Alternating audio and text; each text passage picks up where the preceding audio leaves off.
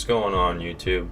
Today I've got in front of me the Galaxy A5 2017, and I've spent about 48 hours with this device, and I have to say I'm extremely impressed with this for being a budget device.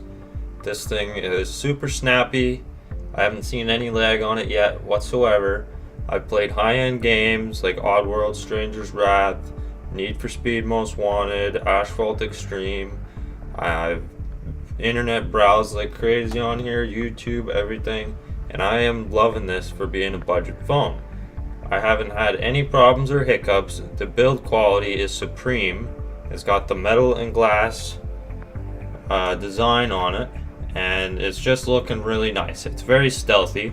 Now, I wanted this in the blue mist color, but they only had it in black in my area, so I wound up getting that shiny black. And let me tell you, this is a major fingerprint magnet.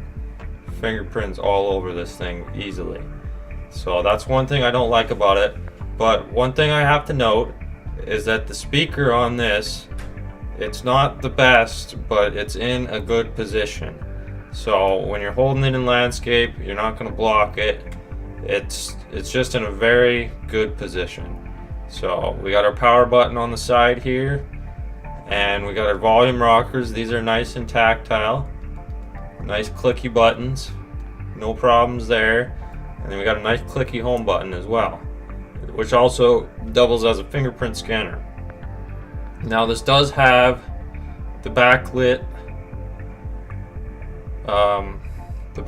back key and multitasking key, so that's nice.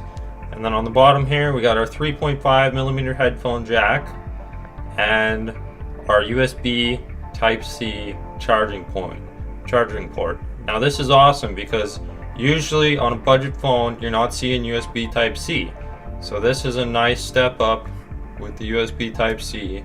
And then you got your, I believe it's the SIM tray on the top and your micro SD card slot here, so that's nice as well. And it's a nice clean design. Your camera is actually recessed in the back glass panel, as well as your flash. They're both recessed, and I have to say this is an excellent camera.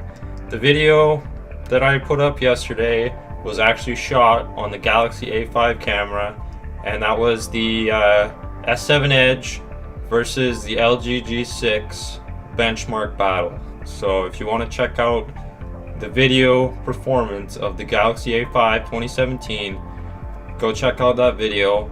I'll put a card up here so you guys can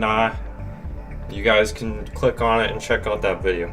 So one thing I want to note is that this looks a lot like the regular S7 of last year, just with a little bit broader forehead and chin.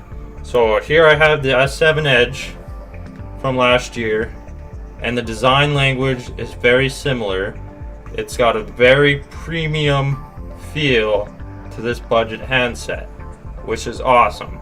It's something that we're not seeing very often in the budget market, the glass and metal unibody design. So that's something that's really eye-catching, and it's really nice at this price point. Now, one thing I want to note, this has a 3000 milliamp hour battery with a power sipping CPU. So I mean, this is going to vary user to user. I usually get really good battery life on my phones, but this one right here, yesterday, it was on battery for 15 hours and 26 minutes, 18 seconds. So if you can see, I had 6% battery left, and you can see all the apps that were using the battery. So I was doing some heavy gaming and lots of Chrome and Antutu benchmarking and stuff. Look at how long the battery lasted. 10 hours, 2 minutes, and 48 seconds with 6% remaining. I've never seen anything like that. Like, it's just phenomenal. So this is the best battery life I've ever got out of any phone, except for the Huawei GR5. Not necessarily on that one for screen on time, but standby time. is amazing on that phone. It's the best standby time I've ever seen. So for a budget phone, this is awesome. Like, there's no complaints. They got the game launcher on here, like you're seeing on your Galaxy S7 and S7 Edge. The Galaxy S8 has that. In your camera app, you got your little, you can turn on your floating camera button. That's something we were only seeing on the S8 until now. So we got the floating camera button. So that's nice for taking selfies, or just if you don't want to stretch your thumb every time to hit the shutter button. And then we also got always on display and fast charging built into this phone. So those are both high-end flagship specs that we have on this phone now. Now this has the Exynos 7880 octa-core processor, and it's got 3 gigs of RAM and 32 gigs